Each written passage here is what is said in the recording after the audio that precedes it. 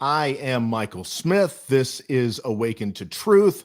Let's get right into it. But if you like the video, please hit the like. If you don't like it, hit the dislike. And if you like it a lot, hit that subscribe button and see all the videos that come out. Okay, we're going to get into the midterm elections, the results of those, the issues with those, and maybe what they tell us moving forward. First and foremost, I think it's clear at this point we have some election issues in this country, because we are now in a pattern of 2 election cycles in a row where we don't have an election day. We're having election week. It's not even finished after a week. It's turning into potentially election month.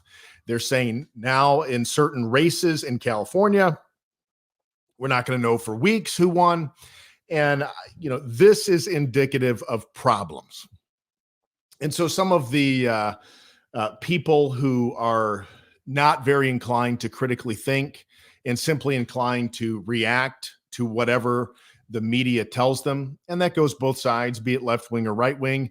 But in this case, it would be the left wing. They would say, you are an election denier.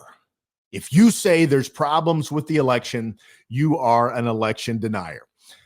Absolutely, that's not what I am saying. I'm not saying that I know that there was any necessary problems with the votes in this election.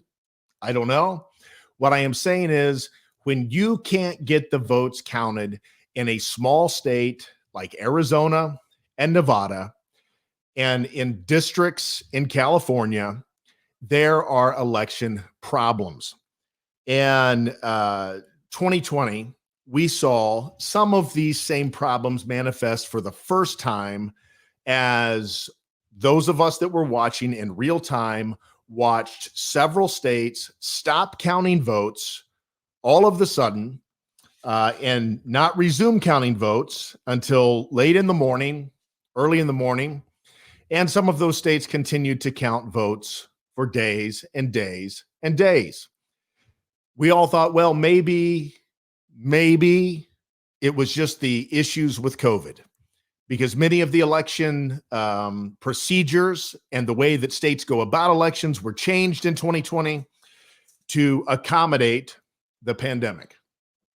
But now we're seeing in 2022, the same pattern is reemerging, not quite as widespread, now focused in Nevada, Arizona, and some key races in California. What you are seeing is that this pattern only emerges in key battleground races. This problem doesn't emerge in Ohio, where Mike DeWine won handily. I'm not a big Mike DeWine fan, but he won handily. Where J.D. Vance won handily. This problem didn't emerge in Florida, where Ron DeSantis and Marco Rubio won big time. This problem didn't emerge in states where the election outcome was essentially certain. This emerges now 2 election cycles in a row in key battleground areas. And so to me, that is absolutely cause to begin to say we have issues and these issues needs to be fixed, because when you can't get results in key areas that go to determine the course of power, the balance of power, and who is going to be able to have say in the government of the United States, that raises questions. And elections that raise questions are not good for a society, for a country, for a nation. And that's exactly where we are. And what they did, just to kind of sum it up, this is just a broad stroke. This doesn't describe everything.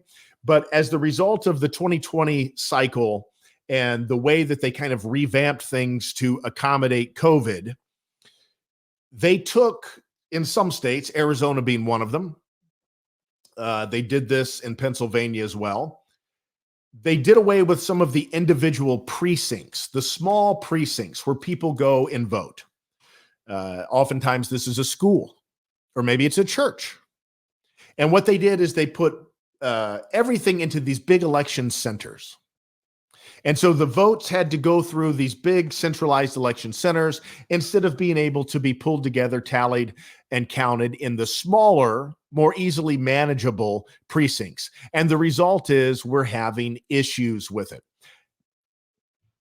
If Democrats stay in power in these states, it is probably not likely that these issues are going to get fixed because it is more favorable to be able to pool the votes in these big, more centralized election centers.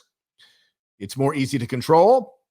It's more easy to, it's a little easier to, obviously not easier to count. It's much more difficult to count, but it seems to be easier to kind of control the narrative as to how things are going. And the left was preemptive in their strike in this, as the Atlantic, one of the prime intellectual think tanks for the left, released an article just before Election Day telling us all how it's completely normal for elections to take days and even weeks in order to count. Now, if you are a thinking person, you will think back over your lifetime to all of the elections, with the exception of 2000 in the state of Florida, and you will see that that is not true. It does not typically take days and weeks to count the votes and determine who has won the election. So I don't know what we're going to do about this. It's a problem that needs to be solved. Carrie Lake in the state of Arizona says if she is elected governor, she will solve the problem on day one. Hopefully, if there are leaders in other states, Republican or Democrat, they will take the lead and say, we cannot have our elections taking days and weeks and months to count. We've got to get it done in a timely manner. We can get it done relatively quickly. In Arizona, the problem supposedly is that the machine stopped working, and so they had to delay things. And I don't want to get into that, but point being, we are definitively having election problems in this country. I'm not saying that they're changing the results. I'm not saying that.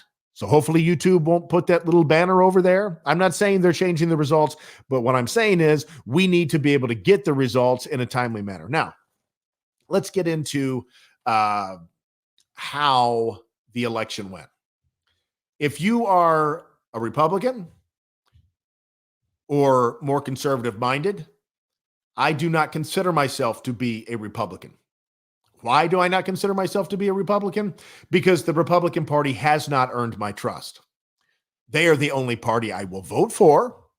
I won't vote for the Democrats because they have gone completely insane. But I don't call myself or consider myself a Republican. I really never have. I did not vote for the Republican presidential ticket in 2008. I did not vote for it in 2012. I didn't vote for Obama either. I just didn't vote because the Republican Party, after the image of George H. and George W. Bush, which carried on into the McCain and into the Romney days, is not a party that is worthy of voting for. It's a party that I guess is slightly better than the Democratic platform these days, but it's a party that is so frustrating, so weak, so spineless that it does not, in my opinion, deserve my vote. But if you are conservative minded or Republican, you're probably not that happy with the way that the results went, because we were expecting, or we were touted, that there was going to be a red wave, and there really wasn't a red wave. It looks like several days later that the Republicans will take the House. That's what it looks like. We still don't even know. It's starting to look less and less likely that they're going to take the Senate, unless the candidate in Nevada is able to hang on to his lead as they continue to count. If they're able to hang on to the lead in Nevada, then it comes down to Herschel Walker and Raphael Warnock in Georgia to see who will have control of the Senate. It seems highly, highly, highly likely that the Republicans will have control of the House, but people were expecting there to be a big swing in the House, and there really wasn't a big swing. And while, I'll be the first to admit it was an extremely disappointing night. And it wasn't disappointing to me because a bunch of Republicans didn't win. I just said, there's some Republicans I really, really like. The old guard type of establishment Republicanism, I despise. But I still expected there to be a red wave because the leadership from the Democrats has been so bad for the last 2 years that I thought surely our country is at a place that we're not going to accept this.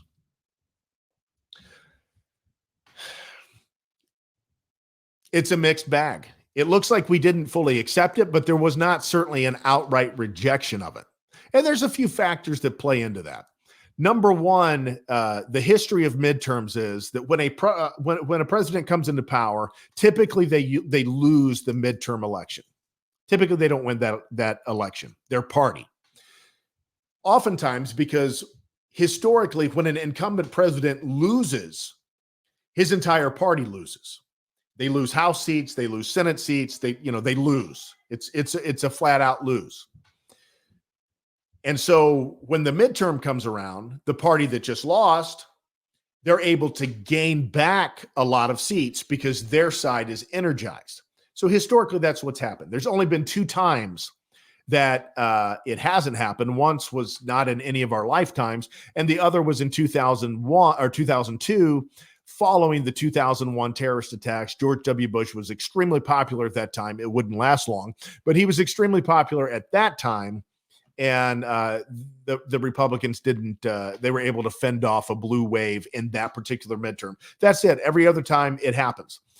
So one factor going into this midterm is that when Donald Trump lost in 2020 and when Joe Biden got 81 million votes, the Democrats failed to flip any Republican House seats.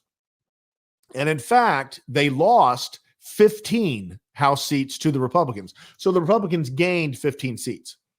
So there just wasn't as many seats to gain. But even at that, there was still a kind of a disappointing turnout. It was a disappointing result. But another factor that led into that is that the Republicans and the Democrats had done some gerrymandering in 2021.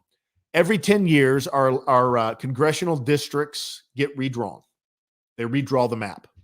And so there's a practice called gerrymandering where if your party is in control of the state, you can kind of redraw the map to where it's going to be very hard for the other party to win some of those congressional districts that you get to redraw. And so the Republicans did this. They did this in Florida. They did this in Tennessee. They did this, I believe, in another state or two. The Democrats did it as well. They did it in some places in New York, even though the Republicans actually did pretty good in New York for the most part. Didn't win the governors, but did okay in New York. But the Democrats did it in Illinois. They did it in New York. I believe they did it in some places in Michigan and California. So both parties engaged in this. And so what happens when they gerrymander is there's just not as many competitive races. So this was a little bit of an odd cycle, but still considering the Democrat platform and considering the results of Democrat leadership the last 2 years, it is a little bit difficult to believe that, it wasn't more of a rejection of the Democrat Party. It's difficult for me to understand how states like Wisconsin, who had a Democratic governor that locked them down, they elected a Republican senator in Ron Johnson, but they reelected a Democrat governor. Every Democrat governor across the state engaged in some form of authoritarian rule during the pandemic. And it seems like either the people of that state don't care, or because things have kind of returned to normal, they forgot. Well, that's difficult for me to comprehend because I didn't forget. When Mike DeWine conducted himself like a petty tyrant in 2020, I didn't forget it. And I didn't vote for Mike DeWine.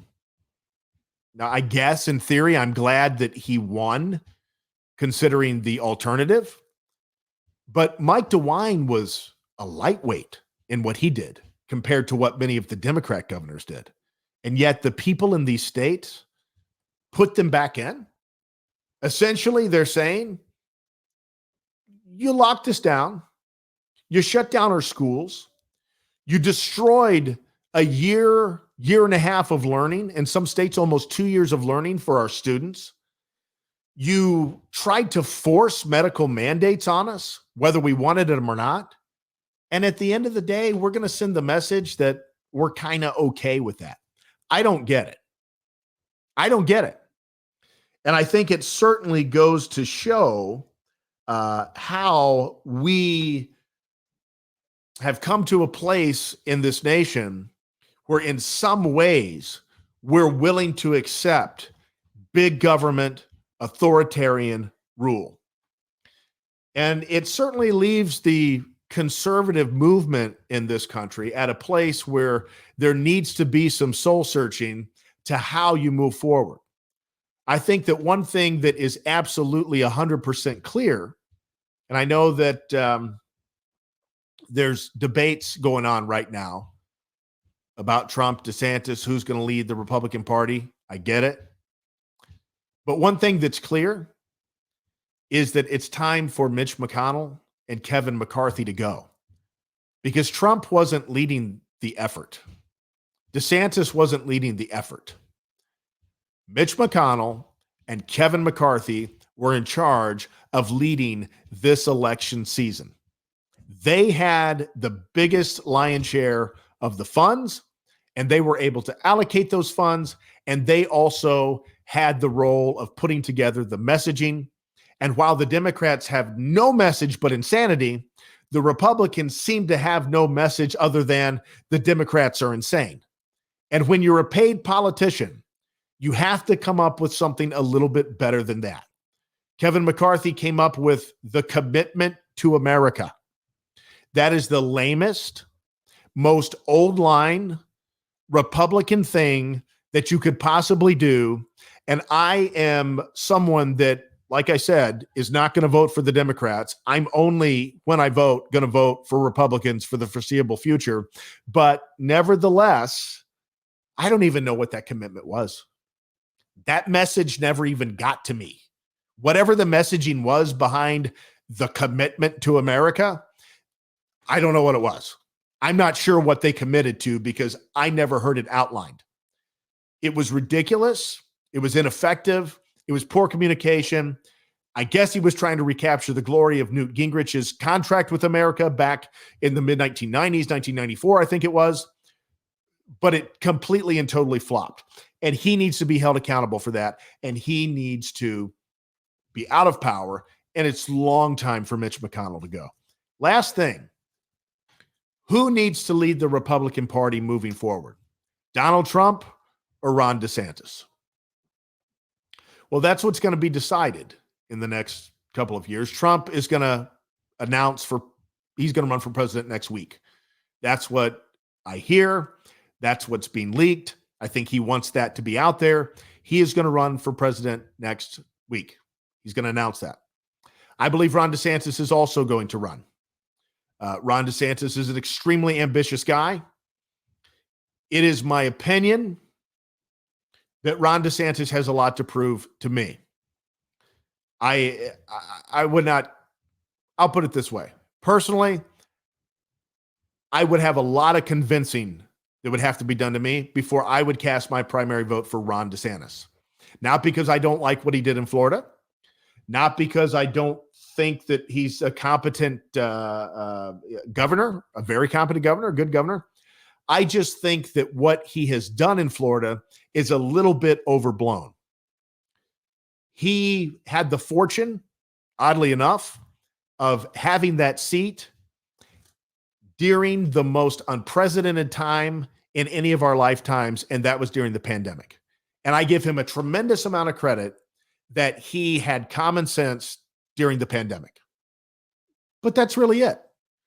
And he wasn't really alone in that. The governor of Georgia, Kemp, he had common sense. I'm not a huge fan of Kemp. The governor in Iowa did a great job. The governor in Tennessee, Bill Lee, did a great job. The governor in Texas did pretty well. The governor in Kristi Noem, she did well. They all did well on COVID. But that doesn't necessarily mean that I want them to lead the Republican Party. Ron DeSantis just has the fortune that he is in the most populous state other than Texas of any of those. And there was a wave of people that moved from the Northeast down to Florida because they were enduring authoritarian rule and they couldn't take it anymore. And so they fled to the state of Florida. And I don't blame them for doing so, but that doesn't convince me that Ron DeSantis is necessarily the right guy to lead the party at this time. And some would say, what do you mean? Did you see what he did in Florida? He won it by 20 points.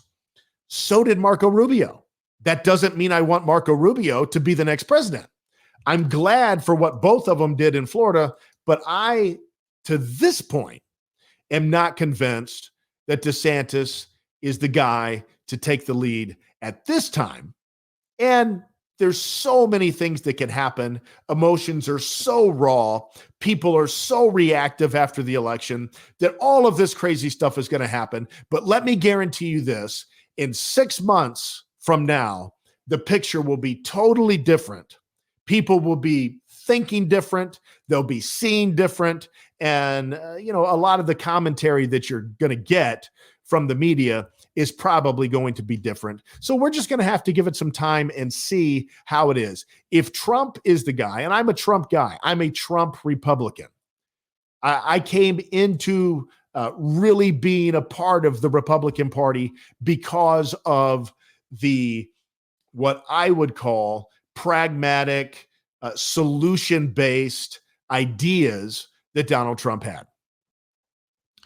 So it would be difficult for me to move off of that. I'm not saying it would be impossible because I'm not wedded to Donald Trump, but he is the only politician that has taken the lead in the Republican Party in my lifetime.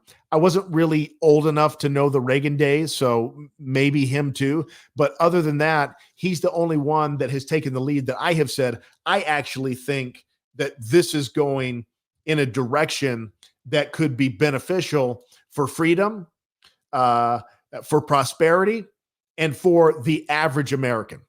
Now, did it work out perfect in his 4 years? No, it didn't. However, I'm going to have to be convinced that his time has come and his time has gone. However, he is also going to have to convince me that he has a message again, like he did in 2015, like he did in 2016. If he doesn't, I don't know. If he has no message again the way he did in 2020, and I get there was the COVID pandemic, I get there was all kinds of crazy things going on, but if he has no message again, like he kind of floundered in 2020 to come up with a clear message, I don't know. Maybe his time has come and gone. I still heavily lean Trump.